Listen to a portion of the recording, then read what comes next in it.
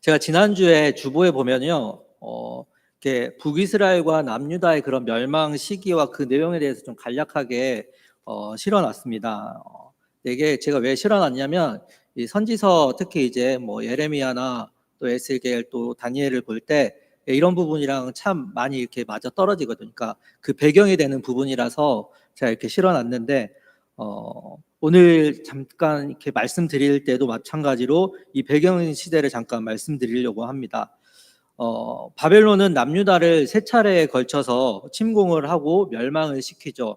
첫 번째 침공이 BC 605년이었습니다. 그때 침공하고 나서 이 바벨론이 남유다에게 승리를 해요. 그러면서 포로를 데리고 가는데 그때 대표적인 사람이 이제 저희가 다음 주에 살펴볼 이 다니엘입니다. 다니엘과 세 친구였어요. 그리고 두 번째 침공은 BC 597년에 일어났는데 이 역시 이 바벨론이 남유다에 침공을 해서 승리를 거두게 됩니다. 그때 이제 대표적으로 이렇게 포로를 끌고 가는데 대표적인 사람이 그 당시에 왕이었던 여호야긴 왕과 오늘 우리가 함께 살펴볼 에스겔입니다. 그리고 마지막으로 이제 3차 침공 때 이 남유다가 완전히 멸망을 하는데 BC 586년이었어요. 그때 이제 성전과 성벽이 모두 붕괴가 되게 되죠. 바로 에스겔은 2차 침공 후 바벨론으로 끌려간 상황에서 하나님의 이 부르심을 받고 포로 생활을 하고 있는 같은 민족인 이스라엘 민족에게 바벨론이 이제 세 번째 침공으로 인해서 남유다가 완전히 멸망당할 것이다라고 하는 그런 심판의 예언을 하게 됩니다. 그러나 선지서를 보면 심판의 메시지뿐만 아니라 그 뒤에는 항상 회복의 메시지를 전하고 있습니다. 왜냐하면 하나님은 심판의 목적이 아니라 다시 하나님께 돌이키는 데 목적이 있기 때문에 그렇습니다. 그래서 심판의 그런 말씀 뒤에는 항상 회복의 말씀이 이 선지서에는 함께 나오고 있습니다. 그래서 오늘 저희가 함께 살펴보는 에스겔서도 보면 크게 두 부분으로 나눌 수 있어요. 심판과 회복이라고 하는 두 부분으로 나눌 수 있습니다. 그래서 1장에서부터 32장을 보면은 심판이라는 주제가 있고 33장부터 48장은 회복이라는 주제를 가지고 나눠집니다. 그리고 이제 심판이라는 이 주제가 1장에서부터 32장인데 1장에서부터 24장은 이 에스겔을 부르시는 장면과 함께 이 남유다의 그 심판을 향해서 말씀을 하고 있고 25장부터 32장은 주변국들의 그런 심판에 관해서 말씀을 하고 있습니다. 그래서 저희 호산나 교회가 지금 7월 중순부터 해서 8월 달까지 해서 새벽 예배 본문을 이제 생명의 삶이라는 그 큐티 책을 가지고 하는데 오늘까지 에스겔서 24장까지예요. 그리고 내일부터는 이 로마서로 시작을 합니다. 이 에스겔이 너무 지루해서 로마서로 넘어간 게 아니라 한 단락이 끝나서 1장부터 24장 남유다의 그 멸망이라고 하는 그 심판의 그 단락이 끝나서 이제 에스겔에서 이제 이 로마서로 넘어간 거예요. 그러니까 이런 부분은 조금은 상식적으로 알고 계시는 게 좋습니다. 더구나 우리 루 바이블을 배우신 우리 호산나 교회 성도님들은 기본 상식으로 알고 계셔야 됩니다. 그렇게 남유다와 주변국의 심판이라는 이 전반부의 내용이 32장까지 기록되었다라고 하면 후반부인 33장부터 48장까지는 절망적인 유다 포로들을 향해서 하나님께서 이스라엘을 새롭게 회복시키시고 하나님의 임재와 영광을 나타내실 것임을 말씀을 합니다. 그래서 이 시간에는 에스겔의 내용을 간략하게 살펴보고 또한 이 에스겔을 통해서 우리에게 주시는 메시지는 무엇인지를 함께 나눠보려고 합니다. 좀 전에도 말씀드렸듯이 에스겔의 처음 전반부에서는 에스겔의 그 소명이 나옵니다. 하나님이 에스겔을 부르시는 그런 선지자로 부르시는 내용이 기록되어 있는데 그 내용이 1장에서부터 3장입니다.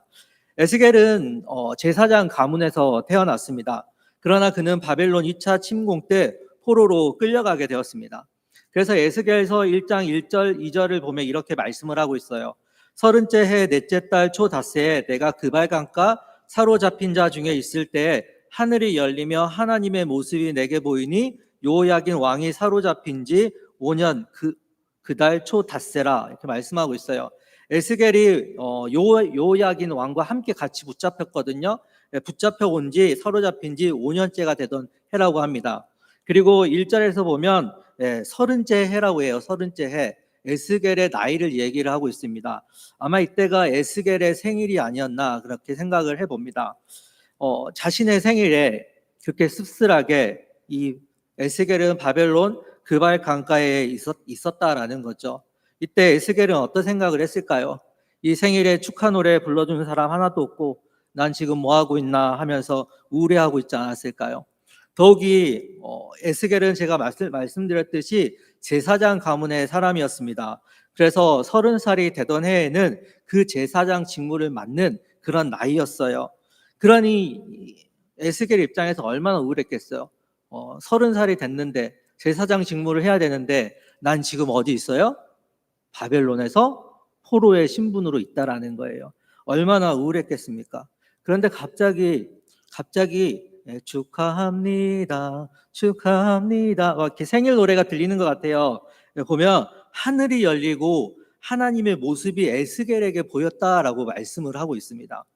그리고 각기 얼굴이 다른 네 생물이 있고 그 밑에는 바퀴가 있어요. 그리고 마치 UFO처럼 이 네 생물이 한꺼번에 같이 사방으로 움직이며 다닌다라는 겁니다. 그리고 그 생물의 그 머리 위에 궁창에 형상이 있고 네 생물의 그 날개는 자신들의 머리 위에서 이렇게 펼치고 있다라는 겁니다. 그리고는 에스겔은 여호와의 영광의 형상의 모양을 보았고 음성을 들었다라고 하고 있습니다. 바로 하나님의 음성이 에스겔에게 들린 거죠. 하나님은 그 에스겔에게 이스라엘 자손을 향하여 패역한 백성이라고 말씀하시며 그 패역한 족속에게 하나님의 말씀을 전하라고 합니다. 그들이 듣든지 아니 듣든지 반역하는 그 족속을 두려워하지도 말고 하나님께서 하신 그 모든 말씀을 귀로 듣고 마음으로 받아서 전하라고 합니다. 그렇게 하나님은 에스겔에게 에스겔서 3장 17절을 통해서 이스라엘 족속의 파수꾼으로 세웠으니 하나님의 말씀을 듣고 하나님을 대신하여 깨우치게 하는 그러한 선지자의 소명을 주셨습니다. 에스겔은 30살이 되던 해 제사장의 직분을 맡아야 했으나 제사장의 직분이 아닌 선지자의 직분을 맡게 된 것입니다. 그 직분을 받은 후 에스겔서 4장부터 24장까지 에스겔은 하나님의 말씀을 듣든지 아니 듣든지 사람들에게 말씀을 듣고 전하였습니다. 전하는 가운데 상징적인 행위나 비유를 통하여 말씀을 전하기도 하였습니다. 4장에서 보면은 상징적인 행위를 보이는데 430일 누워서 지내는 그런 상징적인 행위를 보여요. 이것은 이스라엘의 죄악을 담당해야 함을 그들에게 알리고 있다라는 겁니다. 또한 그 시간 동안 그는 쇠똥으로 구운 음식을 먹어야 했습니다. 이는 음식이 부족할 것과 나중에 바벨론에서 흩어져 부정한 음식을 먹을 것을 예언하게 되는 그런 상징적인 행위였습니다. 또한 5장에서는 자신의 머리털과 수염을 깎았습니다. 그리고 나서 자른 머리털과 수염을 3분의 1은 불에 태우고 3분의 1은 칼로 치고 3분의 1은 흩어 날려버렸습니다. 바람에 날려버렸습니다. 이는 전염병과 기근으로 죽게 될 것이고 또 3분의 1은 칼에 죽게 될 것이고 3분의 1은 사방에 흩어지게 될 것이라고 하는 그 심판의 상징을 예언하는 것이었습니다. 또한 12장에서는 포로의 행장을 꾸리고 예루살렘이 포로가 될 거라는 그런 상징적 행위를 보이기도 했습니다.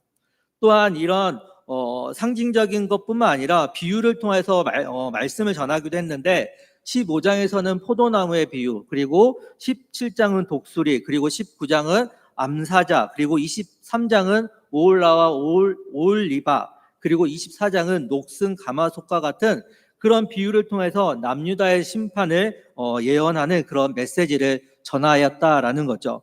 뿐만 아니라 에스겔은 신비한 환상을 참 많이 보기도 했습니다. 앞서 말씀드린 것처럼 내 생물의 그런 환상을 보기도 했고 또 하나님의 그 영에 이끌려서 예루살렘에 가서 여호와의 영광이 그 예루살렘을 떠나는 그런 환상을 보기도 했습니다. 그렇게 1장에서부터 24장은 상징과 비유, 또한 환상, 하나님의 말씀을 통하여 남유다의 이러한 멸망이 있을 것을 선포하였고 그들이 심판을 받을 수밖에 없는 이유는 하나님의 그 언약 백성으로서 그들의 본분을 제대로 하지 않았기 때문이었습니다. 그래서 에스겔서 22장을 보면 하나님께서는 예루살렘을 향해서 이렇게 그들의 죄를 쫙 열거를 해요. 예루살렘을 향해서 이들은 우상을 만들어 스스로 더럽히는 그런 성이라고 말씀하기도 하였고, 또한 부모를 업신여길 뿐만 아니라 나그네를 학대하였고, 또한 고아와 과부를 해하였고, 또 정말 해서는 안 될 근친상간의 그런 죄악을 저질렀고 이웃을 속여 빼앗는 그런 탐욕을 저질렀다라고 그렇게 이스라엘의 그 죄악을 쫙 열거를 합니다. 또한 그뿐만이 아니라 하나님이 아닌 이 자신의 그 주변 나라를 의지하는 그들의 잘못을 지적하기도 하였습니다. 하나님의 백성이었습니다. 하나님의 백성이었으면 당연히 하나님을 의지해야 했지만 그들은 하나님을 의지하지 않고 주변국들을 의지했다라는 거죠. 이처럼 남유다는 삶의 구석구석마다 죄악이 넘쳐났습니다. 그래서 22장 30절에서는 이렇게 말씀을 하고 있습니다. 이 땅을 위하여 성을 쌓으며 성 무너진 데를 막아서서 나로 하여금 멸하지 못하게 할 사람을 내가 그 가운데에서 찾다가 찾지 못하였으므로, 하나님께서 성 무너진 데를 막아서서 멸하지 못하게 할 사람을 찾아다녔다라고 합니다. 그런데 아무리 찾아봐도 하나님이 원하시는 그 한 사람이 보이지 않는다는 겁니다.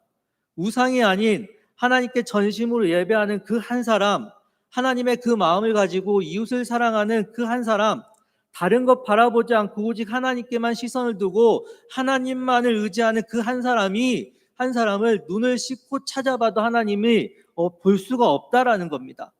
언약 백성이라 자부하고 있지만 예루살렘은 패악이 가득했다라는 겁니다. 그래서 하나님은 북이스라엘에 이어서 남유다를 심판하시겠다라고 작정하신 겁니다. 하나님께서는 그렇게 오늘도 하나님 앞에 진실된 그 한 사람을 찾고 계신답니다. 그 한 사람이 지금 예배하고 있는 우리 성도님들이 되시기를 간절히 바랍니다. 그래서 심판이 아닌 하나님과 날마다 동행하는 그 은혜를 누리며 살아가실 수 있는 우리 사랑하는 성도님들이 되시기를 주님의 이름으로 간절히 소망합니다. 그렇게 24장까지 에스겔은 남유다의 그 불순종을 지적하고 심판을 경고하며 회개를 촉구하였습니다. 그리고 25장부터 32장까지는 주변국들의 그런 심판을 말씀하고 있습니다. 암몬, 모압, 에돔, 블레셋, 두로, 시돈, 애굽의 심판을 예언을 합니다. 그렇게 심판의 메시지가 끝나고 후반부인 33장부터는 회복이라는 그 상황으로 전환이 돼요. 에스겔은 3장 17절에서 파수꾼으로 임명을 받았죠. 그런데 33장 7절에서도 하나님께서는 에스겔에게 3장에서 말씀한 것처럼 똑같이 말씀하세요. 내가 너를 이스라엘 족속의 파수꾼으로 삼았으니 너는 내 입의 말을 듣고 나를 대신하여 그들에게 경고하라. 바로 하나님은 에스겔을 또다시 파수꾼으로 임명하신 거예요. 근데 처음 파수꾼으로 임명하셨을 때는 그때는 심판을 전하는 그런 파수꾼으로 삼으셨다면 이번 두 번째에는 이스라엘을 새롭게 하시는 그 여호와의 회복에 맞춰졌다라는 겁니다. 처음에도 말씀드렸듯이 33장부터 48장까지는 이스라엘의 회복에 관하여 말씀하고 있습니다. 그 상황에서 33장에서 하나님이 에스겔을 파수꾼으로 삼았다는 거죠. 그것은 이제는 파수꾼으로 새롭게 임명을 하는데 회복을 전하는 그런 파수꾼이 되라는 거예요. 근데 에스겔은 남유다의 상황을 듣게 됩니다. 33장을 보면 에스겔은 남유다의 상황을 듣게 되는데 21절에서 이렇게 말씀하고 있어요. 우리가 사로잡힌 지 12째 해 10째 달 5째 날에 예루살렘에서 도망하여 온 자가 내게 나와 말하기를 그 성이 함락되었다 하는데, 예루살렘이 함락되는 지 1년이 지난 시점에서 에스겔은 바로 하나님께서 예언하신 심판이 그대로 이루어졌음을 듣게 됐다는 거예요. 그 소식이 접하게 되자 에스겔을 비롯해서 바벨론의 그 포로로 잡혀온 유다 백성들의 심정은 어떻겠어요? 언약 백성이라고 자부하면서 성전이 있는 예루살렘은 절대 무너지지 않을 것이라고 하는 그런 확신을 가지고 살아갔던 그들의 민족이었습니다. 그런데 그 예루살렘이 무너지고 그 나라가 멸망을 했다는 거예요. 성전이 붕괴됐다는 거예요. 그러다 보니까 이제는 에스겔뿐만 아니라 바벨론 포로로 잡혀져 있는 그들에게는 희망도 보이지 않는 어두컴컴한 절망적인 그런 상황을 갖고 그런 마음을 품을 수밖에 없다라는 겁니다. 그러면서 하나님은 그때 에스겔을 불렀다는 거예요. 불러서 또다시 파수꾼으로 임명을 했다는 거예요. 그러면서 뭘 전하라고 하시는 거예요? 이스라엘의 회복을 전하라고 하셨다라는 거예요. 그렇게 그들은 에스겔이 전하였던 하나님이 어떤 분인지를 이제는 알게 된 거죠. 그래서 에스겔서를 보면 내가 여호와인 줄 알리라는 그 표현이 60회 이상이 나옵니다. 이는 구원이든 심판이든 약속하신 것을 반드시 이행하시는 분이 하나님이시며 언약을 지키시는 분이 하나님이시며 이 세상의 주인이 바로 하나님이심을 강조하고 있는 말씀이라는 겁니다. 이렇게 절망적인 상황에서 에스겔은 이제는 심판이 아닌 하나님의 구원과 회복이라는 희망의 메시지를 전하는 선지자가 되어서 이스라엘 백성들에게 바로 하나님이 어떤 하나님인지를 전하였다라는 겁니다. 먼저 에스겔서 34장을 보면 거짓 목자와 참된 목자에 관하여 말씀을 하고 있습니다. 특히 34장 12절에서 15절은 참된 목자에 관하여 말씀을 하는데, 이는 요한복음 10장에 나오는 예수님께서 하시는 그 선한 목자의 말씀을 연상케 하고 있습니다. 또한 37장을 보면 우리가 많이 들었던 마른 뼈의 그 환상이 나옵니다. 마른 뼈에 생기를 불어넣어 살아나는 그런 환상을 에스겔은 보게 되죠. 이는 황폐해진 이스라엘이 다시 회복될 것이라는 것을 말씀하고 있습니다. 또한 에스겔이 8장에서 여호와의 영광이 예루살렘을 떠나는 그 환상을 보게 되는데, 이제 그 이유가 이제 그곳에 우상이 더럽혀졌기 때문이었습니다. 근데 에스겔 43장 5절을 보면 내가 보니 여호와의 영광이 성전에 가득하더라라고 말씀하고 있어요. 이는 떠나 있던 여호와의 영광이 어떻게 해요? 다시 돌아왔다라는 겁니다. 하나님이 회복을 하시겠다라는 겁니다. 회복의 장면을 보여주고 있다는 거죠. 그리고 47장에서는 성전 안에 물이 가득 넘쳐나는 그런 장면을 보여줍니다. 이는 생수의 강이 흘러 넘쳐나는 것을 뜻하는데, 하나님은 그렇게 예루살렘으로 다시 돌아오셔서 그 안에 생명의 강이 가득 넘쳐나게 하시겠다라는 겁니다. 그리고 에스겔서의 마지막 48장 35절에서는 그 성읍의 이름을 여호와께서 거기에 계시다라는 뜻인 여호와 삼마라고 하시겠다라고 말씀하시면서 에스겔서를 마무리를 합니다. 즉 마지막에 여호와 삼마라 하시겠다라는 것은 무엇을 말씀하냐? 이제는 임마누엘의 하나님이 되어서 언제나 동행해 주시겠다라는 겁니다. 다시 말해서 진정한 회복을 약속하시겠다라는 겁니다. 그런데 여호와께서 거기에 계시다라는 뜻인 여호와 삼마라는 은혜는 예루살렘에 국한되어 이루신 것이 아니라는 거죠. 온 인류에게 베푸신 은혜라는 겁니다. 하나님은 예루살렘의 멸망 이후 에스겔에게 축복과 희망의 메시지를 선포하게 하셨어요. 그러나 이 메시지는 이 땅에 오실 예수 그리스도를 예표하고 있다는 겁니다. 바로 진정한 회복에 대한 약속은 예수 그리스도를 통해서 진정하게 이루어진다라는 사실입니다. 에스겔을 통하여 거짓 목자와 참된 목자를 말씀하신 것은 선한 목자로 이 땅에 오실 예수 그리스도를 말씀하시는 겁니다. 예루살렘을 떠나 있던 여호와의 영광이 다시 돌아왔다라는 것은 예수님을 통하여 우리가 하나님의 거룩한 성전이 되게 하신다라는 겁니다. 그리고 에스겔서 47장에서 성전에 물이 가득 넘쳐났듯이 예수님께서는 요한복음 4장 14절에서 이렇게 말씀합니다. 내가 주는 물을 마시는 자는 영원히 목마르지 아니하리니 내가 주는 물은 그곳에서도 영생하도록 솟아나는 샘물이 되리라. 바로 성전에 물이 가득 넘쳐나는 이 환상은 예수 그리스도를 통하여 우리의 영적인 갈급함이 해소되어 거룩한 성전이 되게 하시겠다라는 겁니다. 그리고 거룩한 성전이 되어 여호와께서 함께 하시는 여호와 삼마의 은혜를 우리에게 주시겠다라는 뜻입니다. 그러면서 에스겔서 36장 25절에서부터 28절은 이렇게 말씀하고 있습니다.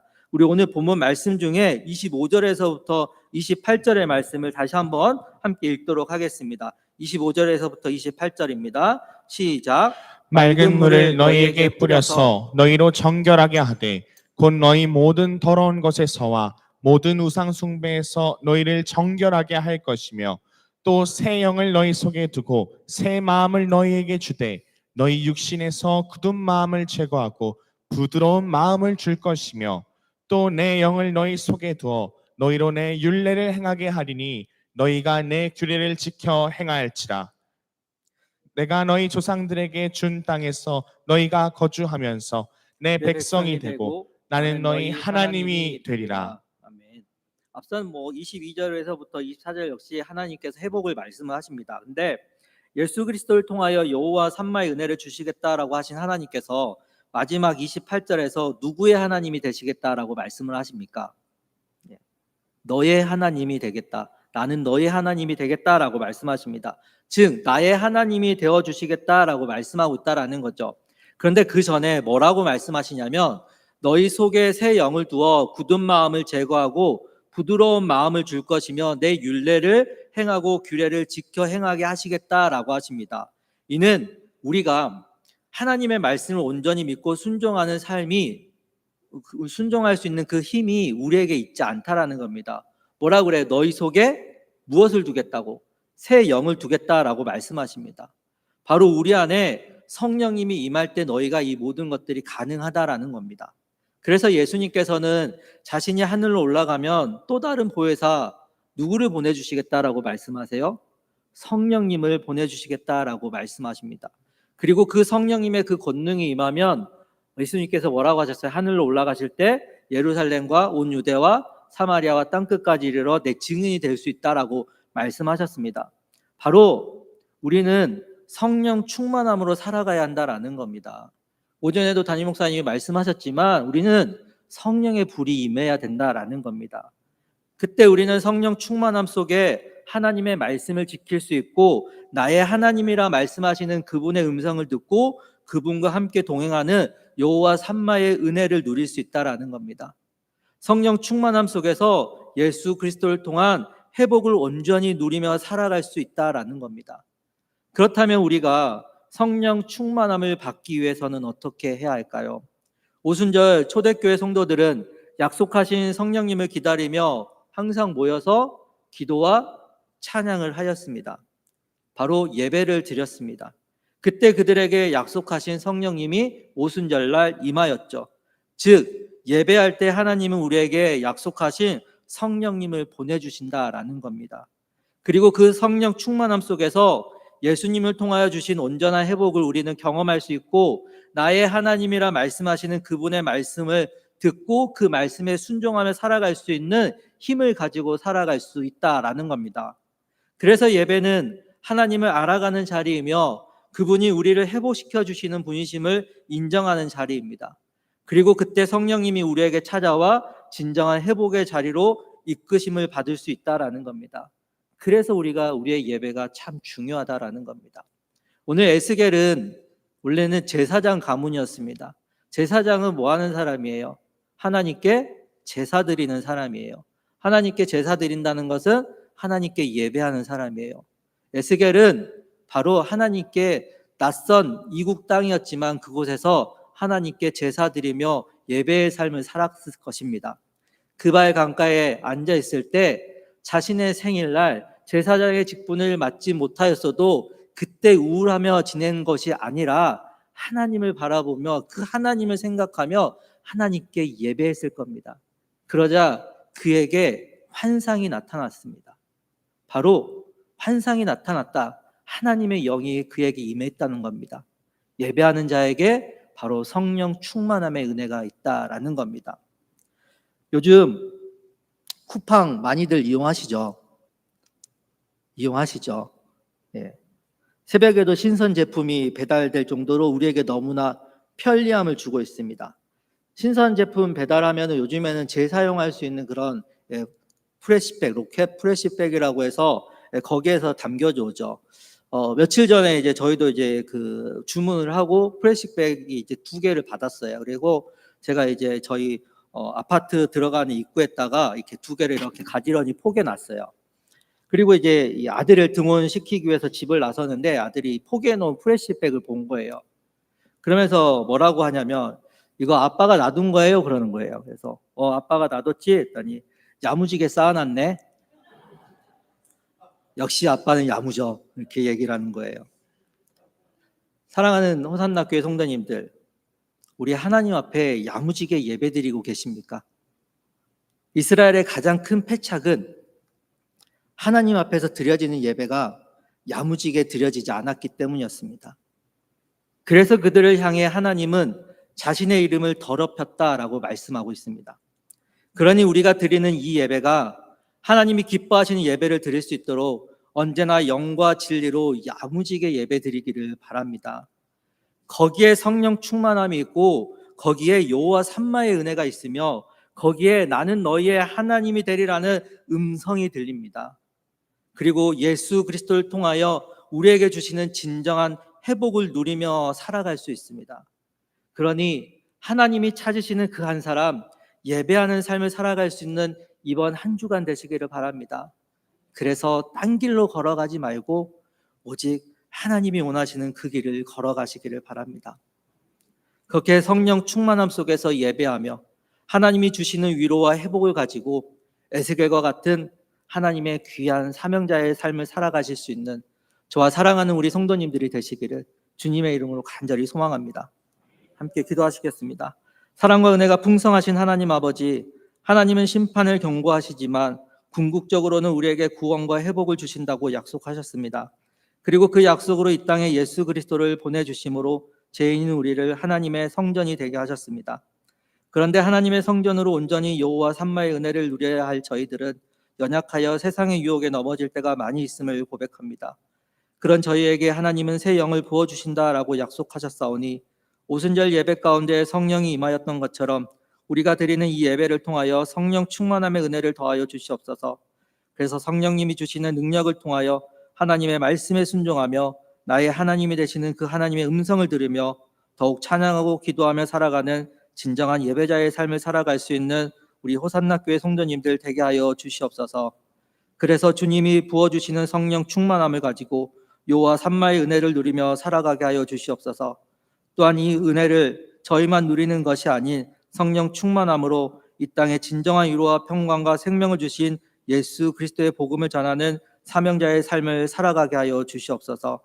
그렇게 나의 하나님이 되시기 위해 회복의 은혜를 부어주신 부활하신 우리 주 예수 그리스도의 이름으로 기도드립니다. 아멘.